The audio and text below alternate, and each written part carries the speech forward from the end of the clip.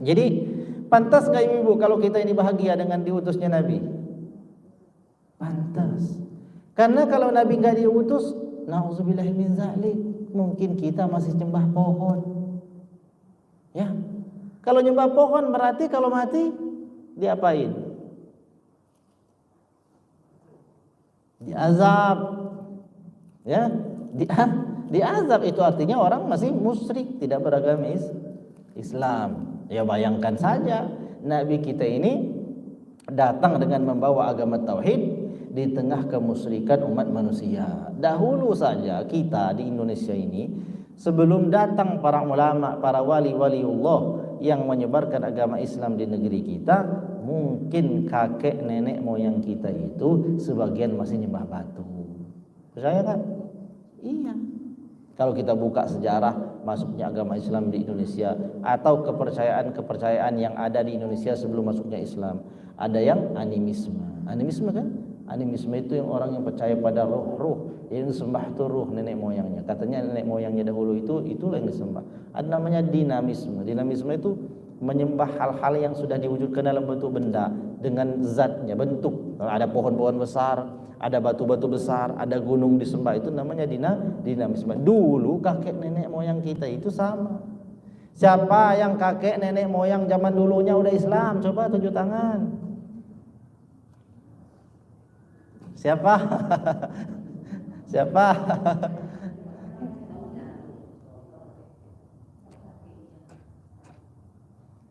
Jadi kita, ibu-ibu, kita mungkin tahu silsilah kita itu pada di atas berapa? Saya bin bapak saya bin kakek saya bin uyut saya bin siapa lagi? Di atas itu siapa? Siapa? Enggak jelas ya? Walhasil bisa saja dan mungkin saja kakek nenek moyang kita yang zaman sudah tujuh di atas kita itu mungkin masih menyembah batu, mungkin saja. Ya. Kecuali dari golongan orang-orang yang para habaib itu yang memang jelas keturunannya dari baginda Nabi punya anak cucu sampai mereka ya baginda Nabi itu adalah Rasulullah, berarti mereka keturunan dari orang-orang yang sudah bertauhid, itu nasab termulia memang. Tapi kalau kita ini orang biasa, ya kan, bukan habib misalnya.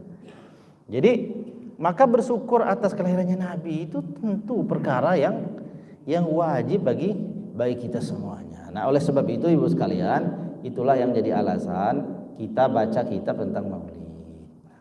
Sekarang kita baca kitabnya. Ya isinya tentang akhlaknya Nabi. Bismillahirrahmanirrahim. Qala al-muallif rahimahullahu ta'ala nafa'ana Allahu bihi wa bi'ulumihi fid dharain amin. Faslun, ini fasal. Fi bayani jumlatin min mahasini akhlaqihi sallallahu alaihi wa alihi wa sahbihi wasallam, pada menyatakan keterangan tentang beberapa hal daripada kelakuan akhlak-akhlak mulianya baginda Nabi sallallahu alaihi wasallam, allati qad jama'aha ba'dul ulama'i wal taqataha minal akhbari, yang telah dikumpulkan sebagian oleh setengah ulama dan telah diambilkan juga daripada hadis-hadis atau riwayat baginda Nabi sallallahu alaihi wasallam tentang akhlak beliau. Jadi ini fasal yang pertama. Kana sallallahu alaihi wa alihi wa sahbihi wasallama ahlaman nas. Nah ini pertama pelajarannya. Kana sallallahu alaihi wa alihi wa sahbihi wasallam adalah baginda Nabi sallallahu alaihi wa alihi wa sahbihi wasallam ahlaman nas, adalah manusia yang paling ahlam. Ahlam itu orang yang paling lembut, yang paling susah marahnya. Jadi kita kan maulid Nabi ini, ya kan? Maulid Nabi itu menceritakan tentang Nabi. Kita itu kalau mau selamat, ya karena ngikut Nabi. Salah satu bentuk yang mesti kita ikuti di dalam kita mencontoh Nabi, nih dituliskan di dalam kitab ini yang pertama. Kana sallallahu alaihi wa alihi wa sahbihi wasallam ahlaman nas, adalah manusia yang paling ahlam, paling lembut, maksudnya adalah paling susah marah. Paling susah marah. Jadi kalau yang cepat marah berarti enggak sama Nabi. Ketawa ibu-ibu semua ini.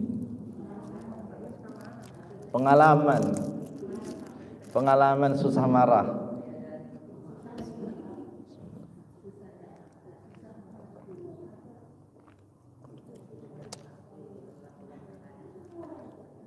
Ya, jadi akhlak Nabi yang pertama ahlam, paling lembut, halim. Jadi lembut Nabi itu susah marah. Nabi tidak pernah marah kecuali perkara-perkara yang menyangkut agama. Kalau hal-hal yang berkaitan dengan diri Nabi pribadi, ingat, sejak Nabi itu diutus sudah dihina, sudah dicaci maki. Bahkan sudah berbahaya dari sisi keselamatan dirinya, diancam untuk dibunuh dan lain sebagainya. Tetapi Nabi adalah insan yang paling lembut, yang tiada mudah marah. Jadi ibu sekalian, pulang-pulang dari sini harus susah marah. Lah ingat, kalau yang sebaliknya, ya berarti akhlak kita belum mencontoh Nabi. Tentu saja kita itu terus belajar kan ya, dari hari ke hari. Nggak mungkin langsung bagus dari awal. Ya kalau biasanya sehari marah itu 7 kali, dikurangi ya jadi 3, minimal turunnya. Kalau yang tadinya sehari marahnya 3 kali, jadi 2 kali. Yang tadinya 2 kali jadi 1. Yang 1 jadi tidak ada. Nah orang nggak marah itu, kalau dia tahan marahnya sebab dia ingin mengikuti Nabi itulah beri jaminan surga. La taghdab wa la taghdab wa lakal jannah. Tuh. Gara-gara nggak marah aja sebenarnya masuk surga itu mudah. Mudah masuk surganya. Cuman itu nggak marah. Cuman susah.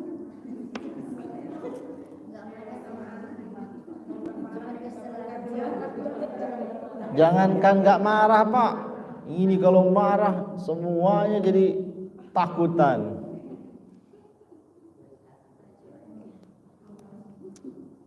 Nabi itu pernah dalam satu sabdanya bersabda, la taghdab, jangan marah. Enggak cukup sekali Nabi bilang, ulang lagi, wala taghdab, jangan marah. Walakal jannah, bagimu surga. Jadi kalau ibu-ibu bisa menahan diri dari marah, ibu dapat surga. Saya juga sama-sama kan, semua umatnya baginda Nabi SAW. Jangan marah. Kalau sudah marah terlanjur, ingat ada caranya. Loh sudah terlanjur namanya. Kalau orang marah itu ingat bahwa marah itu pasti dari setan. Karena kemarahan itu dari setan, maka setan itu harus didinginkan dengan cara yang pertama. Kalau kita lagi marah dalam keadaan berdiri, kita duduk. Ibu lagi marah nih, lagi berapi-api marahnya. Supaya marahnya turun, ibu duduk. Ya, duduk. Kalau duduk masih marah, tidur. Sebelumnya wudhu dulu. Nah, kalau ada orang marah, lalu dia sadar dirinya marah, lalu dia berwudhu, pasti berhenti marahnya. Yang susah itu kan kalau orang marah itu kan imannya udah hilang kan. Boro-boro mikirin mau wudhu, justru dia pupuk terus emosinya. Nah, orang ini kalau dia marah terus dia ingat Nabi larang marah, Nabi itu paling ahlam, paling lembut, paling susah marah, lalu dia tahan marahnya demi ikut Nabi, itulah surga tuh. Insya Allah.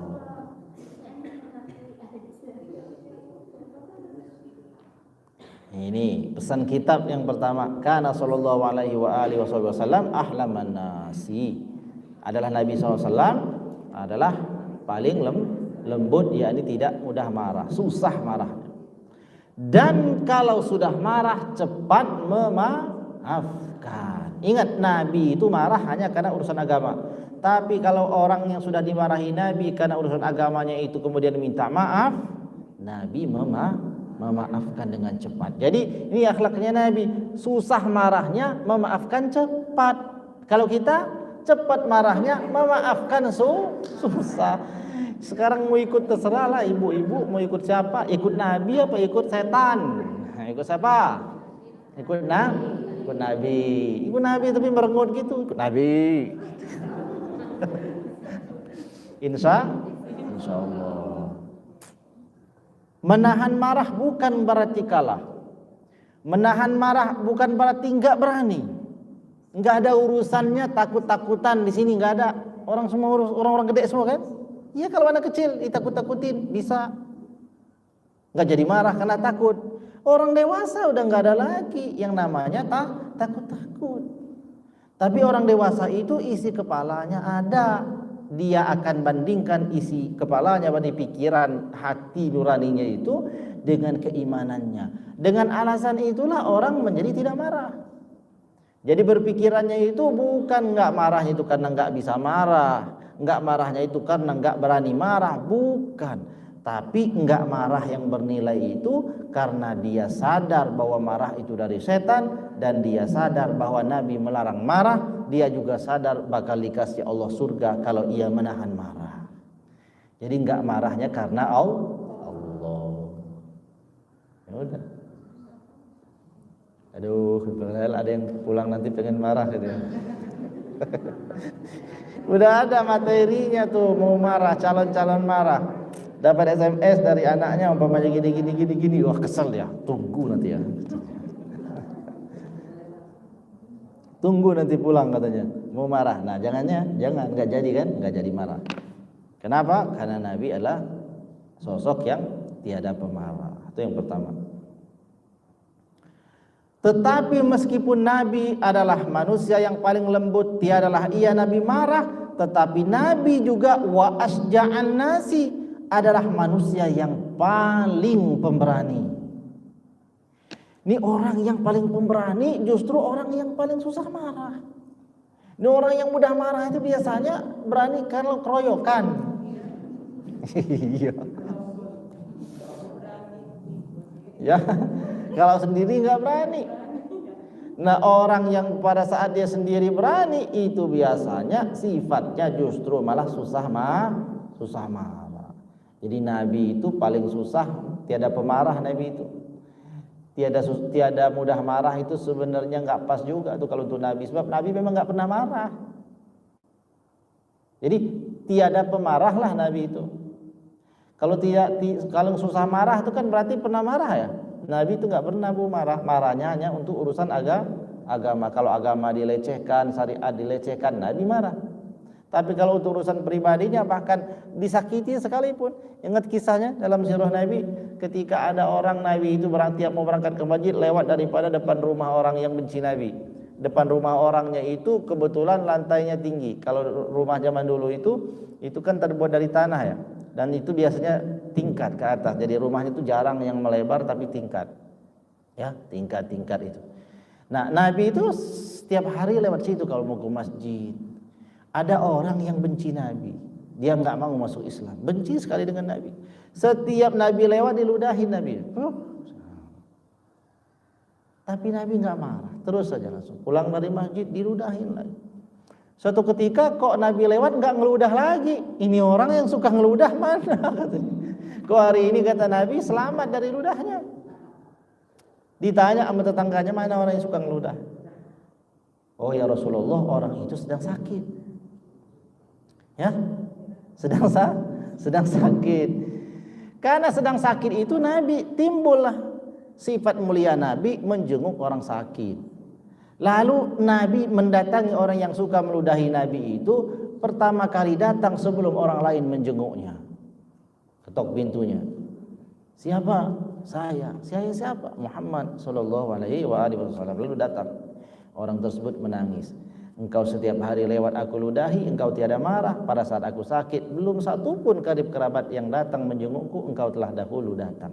Maka saksikanlah saat ini wahai Muhammad, aku beriman kepada Allah dan beriman kepada baginda Nabi SAW, mengucapkan syahadat asyhadu an la ilaha illallah wa asyhadu anna Muhammadar Rasulullah. Ini namanya akhlak tuh. Kalau akhlak baik tuh pasti akan mendatangkan yang baik-baik juga. Jadi Nabi, tapi meskipun Nabi itu paling lembut tiada pemarah, Nabi itu punya sifat juga wa asja'an nasi, pemberani, tiada memiliki rasa takut kecuali kepada Allah. Jadi manusia yang paling lembut ya Nabi, yang paling tiada pemarah ya Nabi, yang paling berani pun Nabi.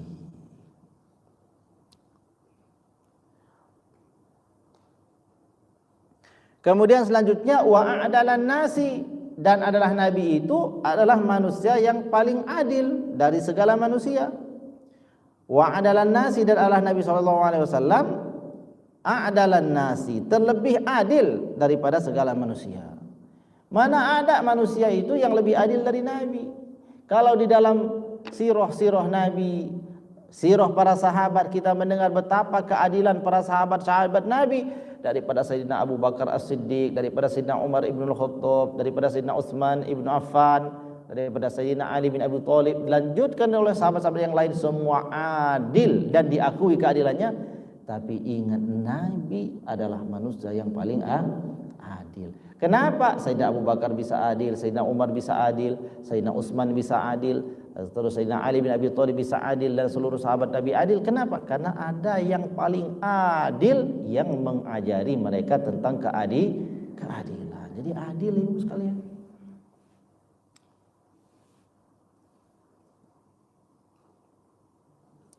Kemudian selanjutnya Nabi itu lam tamassa yaduhu qattun yada mra'atin la yamliku riqqaha aw ismata nikahiha aw takunu zata mahramin minhu.